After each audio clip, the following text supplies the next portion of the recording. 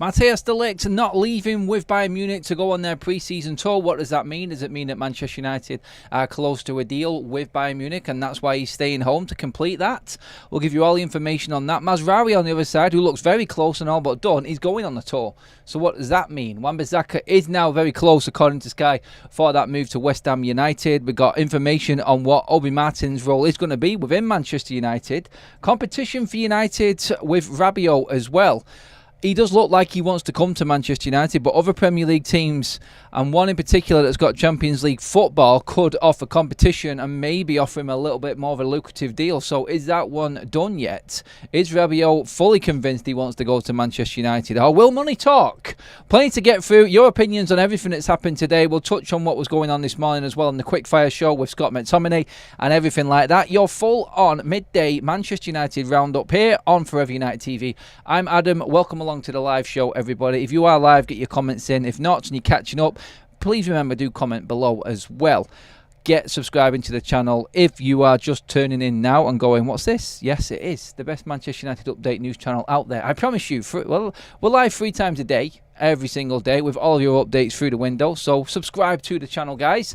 Give the video a like. Let's get another 600-700 likes on the show today, guys. Let's boost them like numbers up. They're completely free and just shows you love the channel and support everything that's happening here on Forever United TV. Our commitment to you guys in bringing you the news for Manchester United. Let's get straight into it. Where do we start? Well, we talked this morning about all of the Scott McTominay news and everything like that. So let's move on to Mathias de Ligt, and we'll come back to Scott later in the show and get more opinions on that. But Mathias de Ligt and Manchester United, we talked yesterday.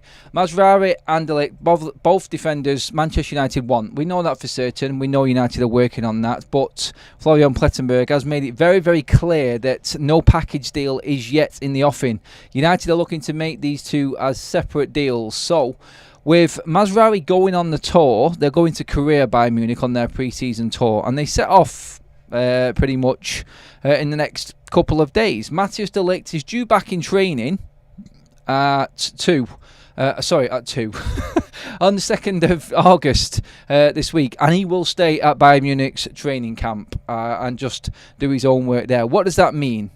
Usually, and obviously with Manchester United, we've said this before, it doesn't really matter if players go out on tour. Everyone goes out on tour and deals still get done, but a lot of the time people put 2 and 2 together when it comes to pre-season. Certain players not leaving means that certain players are staying home to actually get deals concluded. Florian Plettenberg of Sky Germany has also said that Manchester United and Bayern Munich are in constant communication regarding Mathias de Ligt as a separate entity altogether to Mejbri. That deal is done. Mejbri has made it very clear he's going to be a Manchester United player. All we're waiting on is Wan-Bissaka, which we'll touch on in a minute as well, an update there from West Ham. But yeah, it looks like Manchester United will have the opportunity to try and wrap up Mathias de Ligt. Now, I touched on this morning the possibility of money coming from Scott McTominay. If that deal gets done, then going into making Mathias de Ligt available for Manchester United. I'll give us a better bargaining chip for Mathias de Ligt if we have to go a little bit more, maybe a little bit of a sweetener for Bayern Munich to get that deal over the line. That could come around again. What you've also got to look at with this is that Bayern Munich are a week, maybe a week and a half, nearly 2 weeks in fact, behind Manchester United in terms of pre-season preparation. So Mathias de Ligt has had plenty of time to recover. He's had his time off with not worrying about getting back for pre-season training on a certain level, not having to make it for the tour. So he is comfortable in where he is right now. He's already made it very, very clear to Manchester United he still wants to come. He's made it clear to Bayern Munich he wants to go. And obviously the clubs can negotiate deals. If United make any sales like we were talking about, and we've got a Hannibal story as well to bring into the equation on this show this lunchtime, and details of him moving to Scotland, any other little deals going around with Manchester United are all going to help towards go and deal with Mathias de Ligt and Manuel Ugarte. As we've said, Rabiot is a free transfer, so it's no real issue at all. We touched on him before as well, and we've got some more updates on Rabiot as well, believe it or not, in this show today. But yeah, looking at everything that's being done with Mathias de Ligt, communication-wise, everything pretty much on the table. United looking to make little sales here and there just to give them a bit more financial power. I expect Mathias de Ligt to be concluded probably, you would say, if he's staying away from the tour. If he's staying away from the tour and staying back in Germany, United have got have plenty of time to actually get this deal done, and it's a lot easier if the player is away from the squad as such, or still at home and base. So yeah, looking at that, I would say that Bayern Munich have left him out. I don't think it's for recovery time. I think he was easily able to make the tour. If he's coming back and was always scheduled to come back on the 2nd of August, then he could have easily made that tour. And it just makes you think, doesn't it? Is something in the offing, and are Manchester United getting closer and closer to that deal for Matthijs de Ligt? That's what's important. And Manchester United desperately need that cover at the back, simply because the other stories going around, and we're wondering why Ten Hag didn't do his press conference, and maybe it was because he didn't want to answer questions on Lenny Yoro or give anything away right now. But there are concerns that Yoro could be out for 5 to 6 weeks right now. So any deal for another centre-back that United can push forward and try and be ready and better prepared for the start of the season, United are going to push hard onto it. So yeah, if they can get other players out and make more money in, giving them a chance to maybe go a little bit or push a bit harder for Matthijs de Ligt, they will get this done. But obviously now I think United are going back to the drawing board again with plans. Yoro pretty much covered a lot of bases for United. That play was in, it was done, we're set for the start of the season. Let's not forget, Manchester United still haven't got Lisandro Martinez back in training yet. He's still on his break and will rejoin, I think, by the end of this week. I think maybe early next week he's due back from the Copa America exploits. So he's got to get up to scratch as well. Manchester United really, with the way that the season finished, bringing in Yoro, didn't really want to be starting the season with Victor Lindelof and Harry Maguire as their centre-back partnership going into a Manchester derby to start the season. But this is a distinct possibility right now, because Martinez is no guarantee, with only having a certain amount of training time back at camp, will be fit for a week on Sunday, which is when the Community Shield is. Yoro is definitely not going to make that game, going off reports. So we're back to Ole Gunnar Solskjaer's back four again to start the season. With all of the defenders we're bidding on, people coming in, deals so close, how are we in a situation where it's them two again? We just cannot rid ourselves of Maguire and Lindelof, it would seem. But they are going to push for De Ligt. And I think this is why talk of De Ligt staying behind and United making it very clear that they want to bring De Ligt in. I think this is why they want to give themselves the best opportunity going forward. They've made it clear to Lindelof and Maguire that they are not first choice, and they don't really want to be starting the season off with what we had what we finished with last year. So United pushing hard on that, and I think that's where them stories have come about. Yoro is a big concern and could be out for a while. So yeah, we're looking at a situation where if we can get De Ligt over the line the next week, United will do everything they possibly can to make that happen. But again, I think it does come down to selling McTominay, like we discussed this morning, if we can get that deal done very quick. And now moving on, other players as well. And one of them other players, and don't worry guys, I'm coming to the chat soon and wanted to get through this first of all, is Aaron Wan-Bissaka. Sky are reporting that Manchester United, as where there is no official agreement on the table in writing yet, everything verbally is agreed. Wan-Bissaka just hasn't had an offer that suits him yet regarding his wage and his personal terms, but is completely open and still negotiating. He's in no mad rush. Obviously, he's back. They leave on Sunday to come back to Manchester, so they're back less than a week back in Manchester, and that deal can get all wrapped up next week, no problem. All that needs to be in place really is an agreement, everything there, and then whether or not United will risk playing Wan-Bissaka right now. It's going to be interesting to see, because United play tomorrow against Real Betis in San Diego, so we will see if Wan-Bissaka is risked at all in that game, and that will give you a good indication as to where Manchester United are right now with negotiations, with everything going on. So yeah, going to be really interesting to see how that one develops going through the week in terms of game time for Wan-Bissaka. But it's just about personal terms and West Ham and Wan-Bissaka at the moment. Apparently, well, some people have said that there's no agreement between West Ham and Manchester United. For a deal to be this far down the line, I think there has to be some form of agreement in place, or verbal agreement in place, for this to be going ahead. So yeah, let's just look at it this way, and let's just go. Manchester United comfortable with the Wan-Bissaka situation. Communications are positive, still going ahead, and there's nothing really to worry about. The only thing is, it's just a case of speeding up the Mejbri deal on that side of thing. It's not affecting Mathius de Ligt at all. That's the word coming out. De Ligt is just a different ball game altogether. Like Kenny says there, he's vacation and he's due back in this week into training, but he will not be sent out on tour, which is a very, very good sign for us that things are going to move forward quite quickly, hopefully, because, the centre-back voodoo has struck again. Jack says, Madrid lost games before hitting big time again. Not sure what you're on about there, mate. If Wan-Bissaka risked crazy with the injury record... right, James saying Wan-Bissaka, it would be crazy if we risked Wan-Bissaka with the injury record we've got right now. Hopefully an MLS team will offer Maguire a lifeline. De Ligt is not happening, says Macmillan YouTube. I don't know why you would think that. It's still very much in the talks, mate. Richie says De Ligt is second choice behind Branthwaite. No, I don't think he is. We're not getting Branthwaite this summer, guys. We do not have the finances to do it unless we pull some miracle off. So don't expect Branthwaite to come to Manchester United. I said it before. United are still in for Branthwaite, but I think it will happen next summer now. I think that's what United's target is, and I think that's the realistic look on it, I would say, more than anything. That, we do want him, but the reality is that we can't afford him this summer alone. Need a good start to the season. Can't be playing catch-up through injuries. We've got more than enough to have a good start to the season. Even if we haven't got Euro at the start, we don't get De Ligt or another defender through. I think for the Fulham game, Martinez will definitely be fit. And then it's who you play alongside him. Have we got another defender in?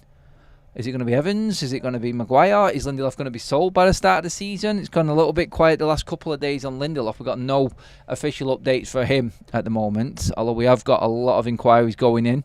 With Turkish connections to Fenerbahce and what we've already discussed there, and Jose Mourinho wanting to take him back. So that will probably develop further again, and we'll just have to keep our ear to the ground with that one, but nothing official yet.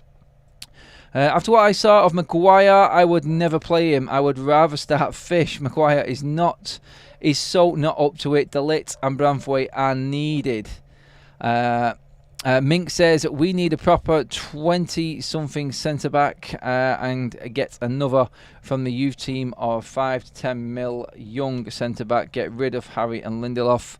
We're working on it. Harry, different ball game to Lindelof though in terms of trying to get him out. If Euro is badly injured, he would have been sent back like Menu was last season. De Ligt isn't happening. Stop saying it's not happening, mate. You don't know. We're talking about the positives of the talks that are going on, like it is still going to happen. Euro might have been kept around, but let's be honest. I think nearly everyone of United's team and setup is there, and he's probably best being assessed well over there in the States, to be honest. He may just let the injury calm down a bit and then send him home, but yeah.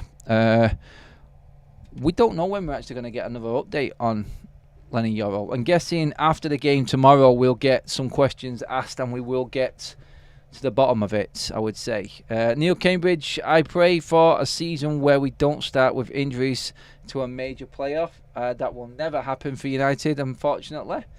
It's just destined to be the way that every single season starts for us, isn't it? Richie Club Sport, stop the Euro speculation. No one knows. Let's wait until Manchester United announce an official statement. Look, there's nothing to even worry about or speculate about. The guy's in crutches with a cast on his foot. He's not going to be fit, unavailable for the start of the season. So, talking about Manchester United's lineup in that Fulham game, you would have to sort of say it's not going to be anyone new. It's going to be what we had before. I think they're facts, aren't they, really? It's just interesting to see how quickly Martinez comes back, and hopefully he comes back, he's sharp and he's raring to go for that Fulham game. I'm not as bothered about the City game, although it would be nice to beat City and get another trophy. If you want to class the Community Shield as a trophy or not, I don't know. But still, you got to say beating City for starters to kickstart a season is definitely a good way to go about it.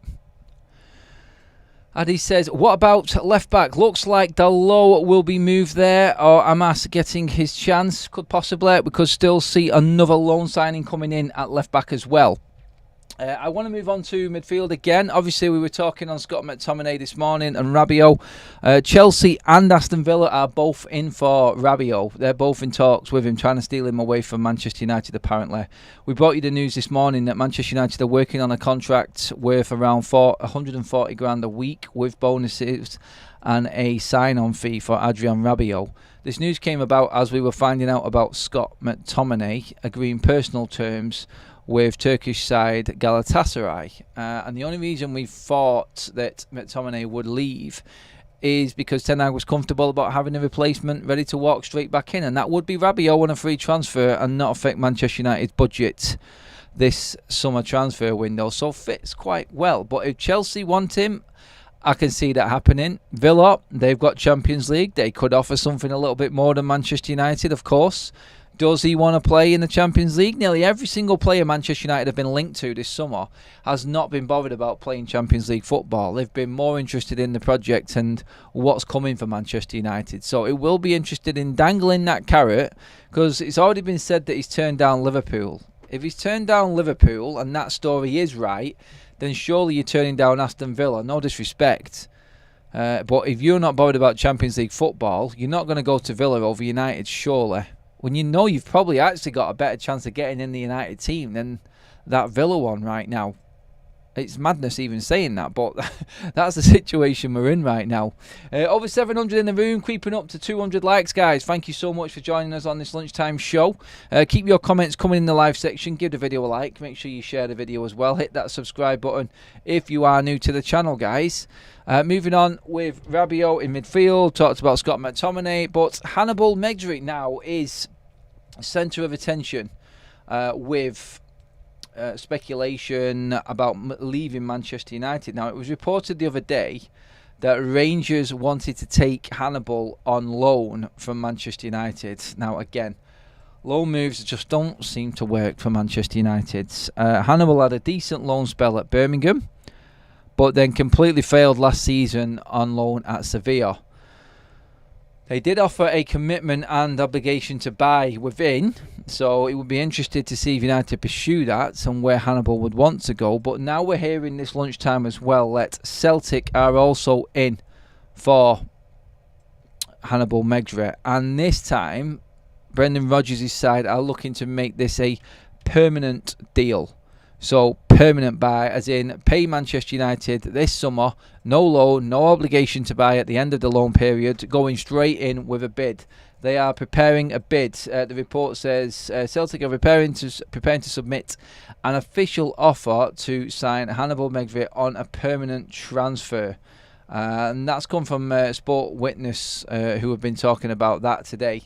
And it's not so much out of the blue or anything like that. We've been waiting on significant news on Hannibal, Palestra, players like this, like we said, Lindelof, the sort of down, way down the pecking order sort of players that need to be moved on from Manchester United. These players are definitely ones you would expect to be leaving the club. I've put up a poll for Hannibal Mejbri and the situation we're in. Happy to see Hannibal go? Simple question, guys. Are you happy to see him go? Do you think he could have offered more? Have you seen enough when he has played to see that there is anything in this player? Or is it just a case that, you know what, he's had his chance, he's really not shone, you can't see him getting enough time. If he's not going to get enough game time, then let him go. 90% of you in the vote, of which there are over 700, keep voting on that. Let's see if we can get over 1,000 votes on the poll, guys, before we finish up. 90% of you have said, yes, you are happy to see Hannibal go. I don't think it's like, oh, ecstatic, thank God he's gone, like he's been horrendous. I think it's just for United fans right now, it's a case of saying, look, like, we can clearly see that he's not going to get the game time he needs to impress or get any better at United. So let's act like a football club and move him on. And I think that's the yes column there, the 90% of people in the polls. That's where they're coming from. I do feel like it's just an acceptance that Manchester United need to move on. United need to make these deals happen to benefit in bringing other players through. Like we've just been talking about, like this could be the difference from getting a Mathius Ligt over the line this summer or another player in. If you can get, there were rumours of the 8 million mark.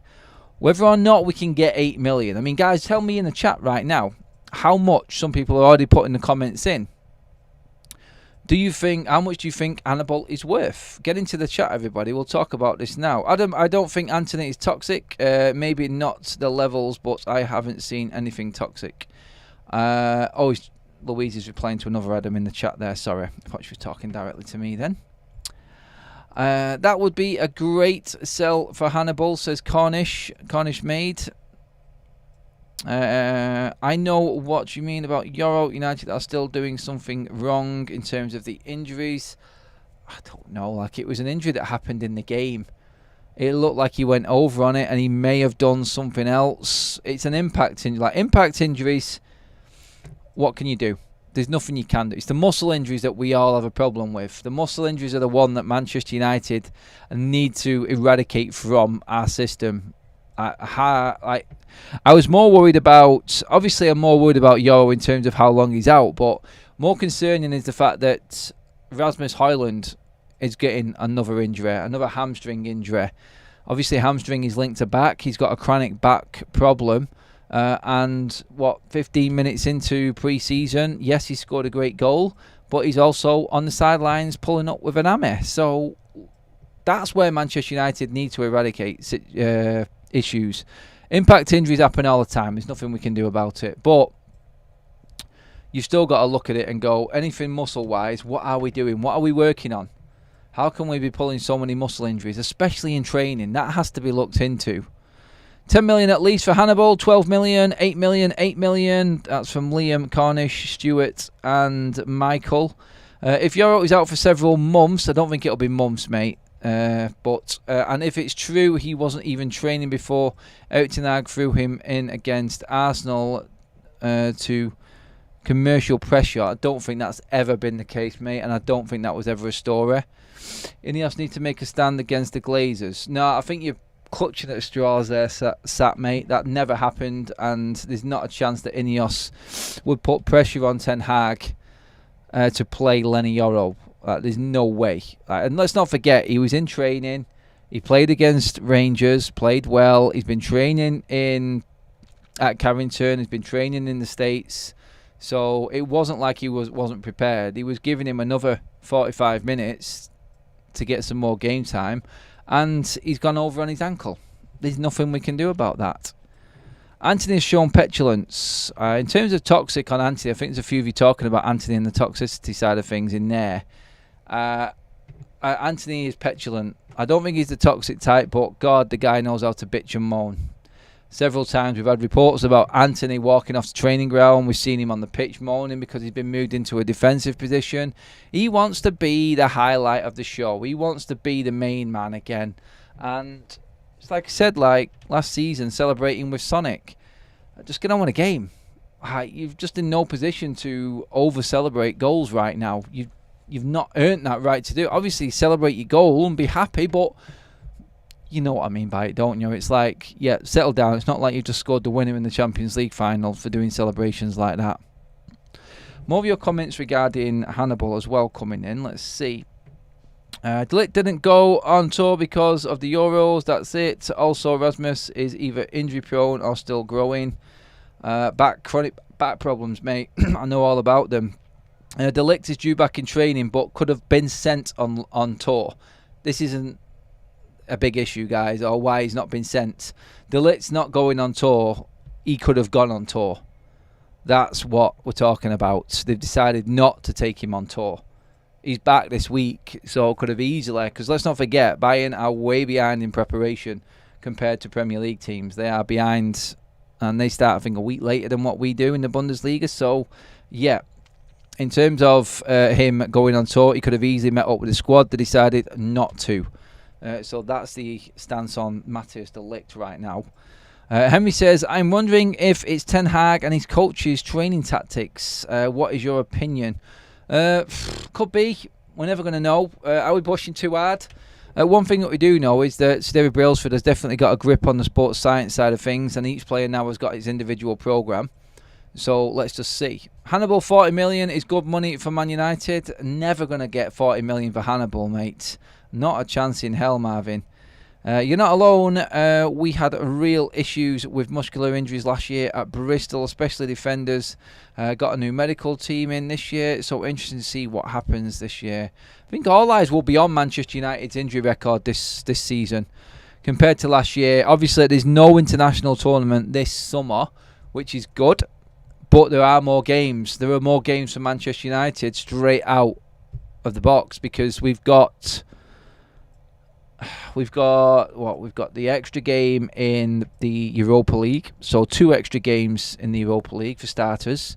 If you get through or not, you expect United to get through. So Europa League football, yeah, even if you get a stinker out of that, you drop into Conference League. So I can't see United being as bad as he was at the start of the Champions League last season compared to the Europa League in the coming season.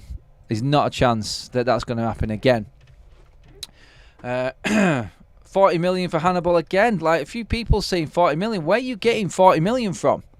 Honestly, has he played enough to earn that 40 million tag? Not a chance for me. Not a chance. Mason Mount only had 1 year on his contract. We paid 60 million. Yep. Myrtle paid 60 million. Arnold paid 60 million. Not this new regime, so hopefully people are not trying to put that across as this is still the same old United as it was last year, because it's nowhere near. Let's see. When do Europa games start? September they start, Babs. So the draw for Europa League is next month, and it's a 9-man league. You play 8 games, 4 at home, 4 away, randomly as well. So you will never play the same. You will never play one team at home and away. You have drawn out 4 away games and 4 home games randomly. You never play both teams. You never play one team at home and away in the new setup. That's how it works.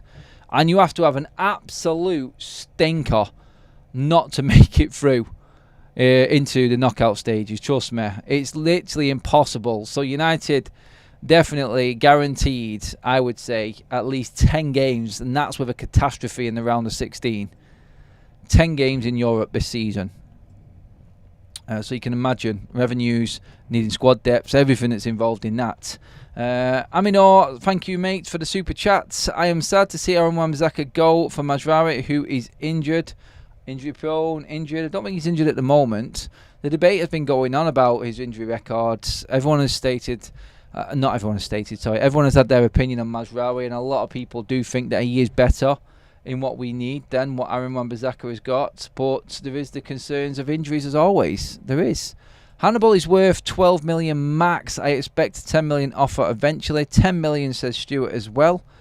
And yeah, I don't. I think he's worth about 8 million tops. I don't think you're going to get anywhere near 10 million for Hannibal. That I think is a reality. He's not played enough. He's nowhere near played enough. On to Obi-Martin. Obviously, we touched on that deal earlier on today. Here we go, completely confirmed. He was offered more in Germany, but chose Manchester United for his scholarship and professional contract terms that he's agreed. But within this, apparently we're hearing now, Romano has been talking this morning after we brought the news about what Manchester United offered him in terms of pathway to the first team. Now, it's being said that he is going to be the third choice striker at Manchester United behind Højlund and Xerxes.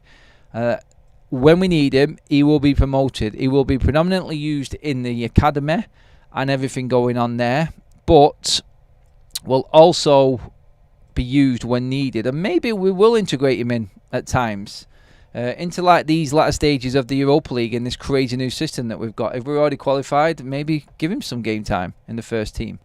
Let him learn his trade and play with the players. But yeah, I can see him training with the first team quite a bit, like we do get with a lot of young lads. Will he make any of the match day squads? We will see. Like, depending on draws for certain cup competitions, there may be opportunities there. So yeah, third choice striker now. Does that pretty much cover Manchester United in that department? Do we have more than enough options? We definitely got enough to not play Marcus Rashford at number 9. That's a definite. So that is always good news. Over 800 in the room with us. Thank you, guys. Amazing. Coming up to 250 likes. Let's see if we can hit that 300 like mark, guys. Plenty of people in the chat to actually give the video a like. Thank you, everybody. Fantastic. Jonathan says in the chat, it's okay agreeing deals, but you have to follow through. No good agreeing deals. Then I'm letting them wait. Gives you other clubs a sniff. Then be ad policy, in my opinion. A bad policy, in my opinion. Everyone's doing the same thing, mate. We talked about this yesterday in a bit more detail with financial fair play and how teams are struggling. They are basically getting agreements done with as many players as possible, leading down the pecking order. United before would have said, we're looking at him, we're looking at him, we're looking at him. There are options, plan A, plan B, plan C. Right, going for plan A, if it doesn't work, oh, we're screwed, because then we have to go completely negotiate plan B, and if that doesn't work, then we'll probably overplay for plan C. Right now, Manchester United are agreeing terms with plan A, terms with plan B, terms with plan C. If plan A doesn't come through in terms of agreements with the club and the transfer fee, then we can drop down knowing that that player in the B position as such is already agreed, and Manchester United can move forward quickly and get the deal moving. They're organised, they're structured, and they have an option if something doesn't work out. Nearly every team is the same, which is why we're hearing both Aston Villa and Chelsea now are looking into Adrian Rabiot as well. He's an international footballer with quality that is a free transfer. Anyone who is anyone is probably going to be looking at this and going, there is something that we can make out of this here easily, surely. And yes, that's why everybody's interested. But Villa and Chelsea come to the table. What are they going to offer at United? And honestly, I don't know. And the reports are he's turned down Liverpool already. So, yeah, let's just see. Feel for Wheatley. Looks a good player. That's interesting, like, Wheatley in at number 9 for Manchester United. He's had a cracking season in the under-18s. Let's not forget, we've got plenty of options in striker now, because Wheatley's there. You've got Obi-Martin who's come through. He's going to be third choice. How does Wheatley feel about that? Don't know.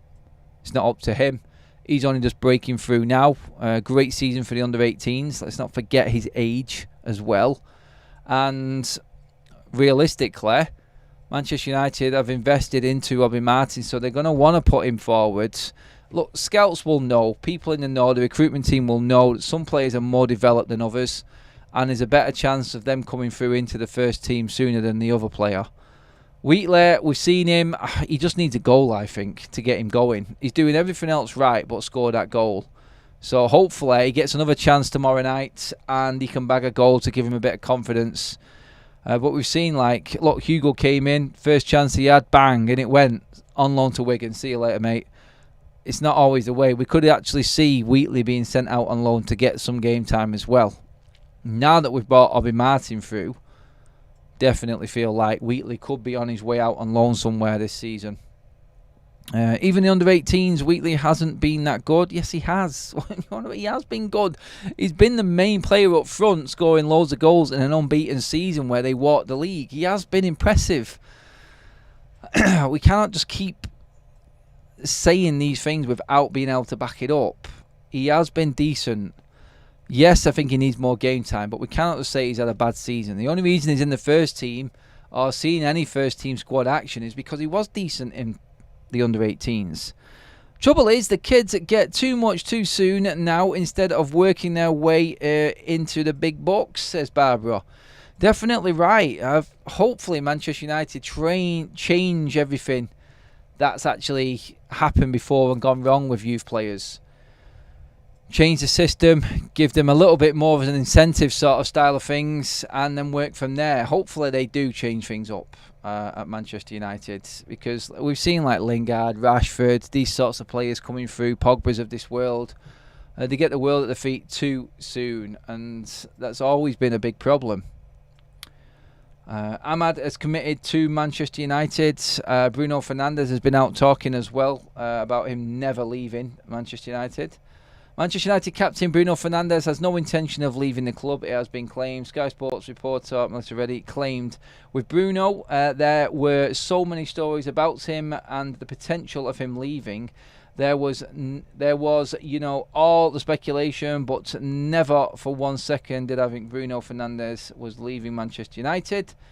He actually wears this club. We know what Bruno Fernandes is. Like, he lives and breathes Manchester United.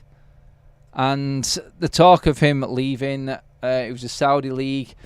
I think all of them stories and all of them rumours were put to bed pretty quick a couple of weeks ago. We discussed it actually here on the channel. Like, Bruno is not going to go anywhere. Sancho isn't going to go anywhere to the Saudis, and neither is Casemiro. They were the three players being reported. There was a little story about Marcus Rashford, but him and his team shut that down instantly anyway. As much of an opinion I have got about Marcus Rashford and problem I've got with him, he's definitely better than the Saudi Pro League. Sancho, you could argue yes again. Casemiro, I think he's ready at the age to go to the Saudi Pro League, but United shut that down. Bruno Fernandes, 100% above everybody else, is nowhere near the level of Saudi Pro League. He could be the difference for Manchester United this season. I think that's how United are looking at it right now. They're finding it hard to make decisions with players at a certain age compared to the impact they can have within the season. I.e., do we sell a player now because he's coming to his 30s and we can't get any money out of him past that? Examples, Bruno and Casemiro. Or do we keep them here because we've got such a young squad coming through? We need that experience and that know-how to just get back in the Champions League, and then we can make bigger decisions from there. That's what I feel Manchester United's approach is to this right now. And I think that's the right one in a way. Casemiro, probably not as much. I think we could have survived without Casemiro. I can see why they've kept him, and I'm happy for him to still be in the squad because he is a fantastic influence. And like I said, so many young players now within this Manchester United side. To see the likes of Casemiro, having lost Raphael Varane, that experience, he's won everything there is to win. You've got the likes of Bruno, Casemiro. Whereas before, the role models like Marcus Rashford, I don't think are good role models. Not for the younger players coming through anyway. After what they've seen Rashford do and get away with, the likes of Sancho still being in the squad, then you need your Casemiros and Bruno Fernandes of this world. Just to show and lead the way, like a bit of experience and know-how. So I can completely understand why United would want to keep both of them players. But next season, next summer, I think the conversation will be a completely different one. I think Bruno will get a new deal. I don't think it's going to be on massive terms. But Casemiro, they'll probably take a cut-down price and move Casemiro on next summer, I think. And getting the Champions League will definitely give United the money to go back into the market. You maybe scrape 10 million together for Casemiro or something like that. And yeah, it's one of them. I just think United have seen it more valuable this season to keep him in the side and go from there. Almost at the 300 like mark, guys. Well over 800 in the room with us. Thank you, everybody. Please give the video a like. Let's check our poll. Are you bothered about Hannibal? Are you happy that Hannibal is going? 89% of you have said yes. We've had over 1,100 votes in the poll, guys. Keep voting. A few more minutes left for that poll to finish up, guys. So let's see what we can get, what numbers we can get from it. That's why Ronaldo's professionalism in training was good for Garnacho and co to follow. Well, Bruno, we know, trains hard. Discipline from Casemiro. You don't make it to where you've made it if you are not disciplined and fully professional. Make sure you hit the subscribe button as well, guys. If you are just tuning in for the first time, this is the second of our 3 shows we do daily here on Forever United TV. Through the summer, full-on updates of every single bit of news going through Manchester United. We've covered everything today. Later on, I'm out and about at Old Trafford, guys, so there will be more content coming from there. If you're out and about getting shirts or whatever at Old Trafford, just keep a lookout. I'll probably see you there, guys. But yeah, that pretty much rounds up everything that there is going on with Manchester United at the moment. Looking like Hannibal is going to be out the door. Whether it's Celtic or Rangers, we don't know. If Celtic offer more, just let him go there. It's a case now of just getting as much as you possibly can.